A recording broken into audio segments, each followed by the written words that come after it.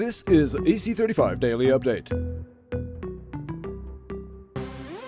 100% of flight time for Peter, 100% comeback for Nathan, while Frank is out 100%. Here's the latest recap, the comments, and the analysis from the 35th America's Cup with Nautical Channel Sports correspondent Nick Douglas in Bermuda.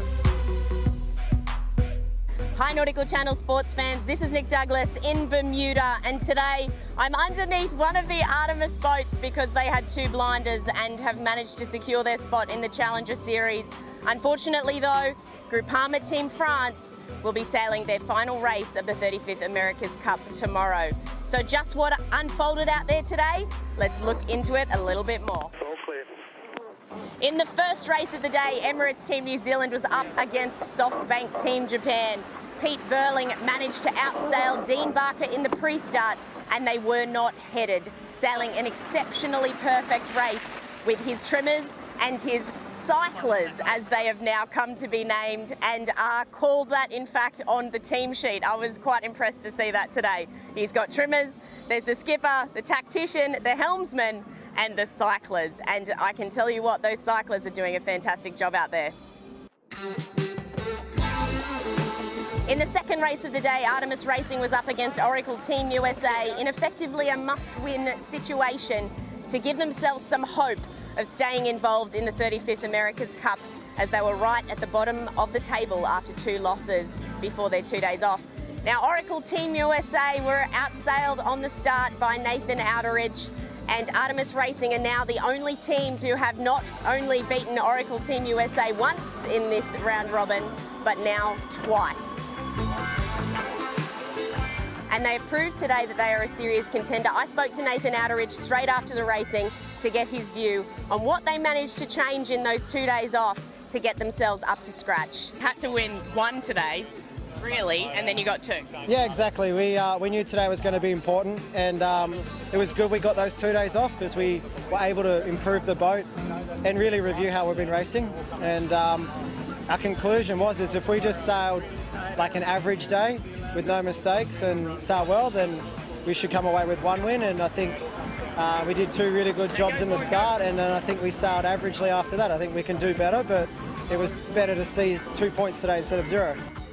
You seem to have not had a break this regatta. Yeah, it was nice to have something go our way. We've had a lot of moments throughout earlier races where things just haven't gone our way, and today we just made sure that there was no chance that it could go wrong for us. And we're really happy with the two starts against Jimmy and Dean. That was textbook in terms of how we like to start, and we need to do that more often coming forward.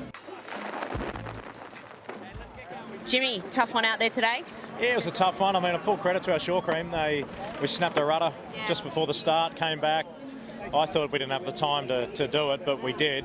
And it was amazing. We were able to get back out there and had an issue in the pre-start. We're not actually sure what happened, but we have to go back and go through the data and see why we crashed down during the start. Look, we're still in a great position. We can come out, win the race against the Kiwis, we get the bonus points, so still in great shape. Yeah, and then you've got another one in the afternoon as well, just in case. Well, the BR race doesn't really matter if we want to lose. It all comes down to the Kiwi race, because on a tiebreaker we'll beat them. Yeah.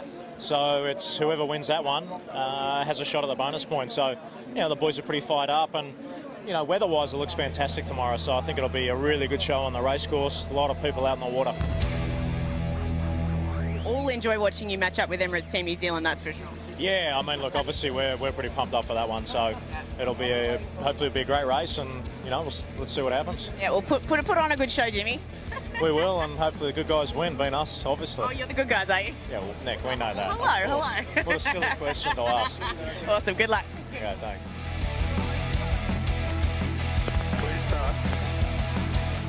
In the third race of the day, Groupama Team France had their last chance to try and win a race and hold on to their dream of moving on to the Challenger Series in the Louis Vuitton America's Cup. Unfortunately, it wasn't to be, coming up against an on-fire Emirates Team New Zealand, who were the first team to complete a lap with 100% fly time. Exceptional action from the Kiwis. Looking at the team roles, and I noticed that you have, trimmer, cycler. That's very different. Yeah, well, the boys don't really like being called grinders. So they came up with that. So yeah, we're happy with it, and that's what we call it. Yeah, it's something different, but it looked really, really nice today. You just lost that 100% fly time in the first race, and you made sure you brought it home in the second. Yeah, well, it's something that's just a given now that everyone should be very close to that 100%, and obviously we were pretty happy to be the first ones to do a full 100% dry lap, but it's something that should be a given at this level. In the last race of the day, SoftBank Team Japan were up against Artemis Racing. Would Oracle Team USA's compatriots, SoftBank Team Japan, be able to do what they were not able to do earlier in the day and defeat the Swedes, who seem to be on fire? No, they were not able to. Nathan Outeridge again nailed the pre-start, this time against Dean Barker, who lost 2 from 2 pre-starts today. And they went on to take 2 wins and secure their place not only in the hearts of Bermudians, as they seem to be doing so, but also in the Challenger Series. Congratulations, Artemis Racing, for progressing along with Land Rover BAR, Oracle Team USA and Emirates Team New Zealand, who have now moved to the top of the leaderboard, sitting on 8 points. So now it's time to run through our scores. Yes, Emirates Team New Zealand have had 8 wins. Exceptional sailing from the Kiwis. In second place, Oracle Team USA with 6 wins and 1 bonus point carried over from the Louis Vuitton America's Cup World Series. They have 2 races to sail tomorrow. One of them will be against Emirates Team New Zealand, and let me tell you guys, that is going to be one hell of a fight, because there is a bonus point up for grabs if Emirates Team New Zealand do progress through to the final of the 35th America's Cup. In third place, still Land Rover BAR on 6 points. They didn't sail today. And in fourth place, Artemis Racing doubled their score to move from 2 to 4 points today. In fifth place, SoftBank Team Japan on 3 wins. And in sixth place, and now no longer progressing through to the Challenger Series, Groupama Team France on 2 points. What a day of racing here on the Great Sound. Absolutely fantastic weather, and we can expect more of the same tomorrow with plenty of breeze moving all the way through to next week. My name's Nick Douglas, known as the Sailor Girl. I'm in Bermuda and loving it, and you're watching the Nautical Channel. Make sure you stay tuned for all of our 35th America's Cup updates.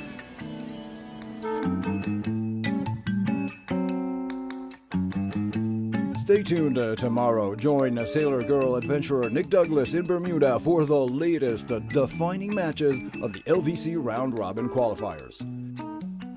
NC Sports, plunge into the action.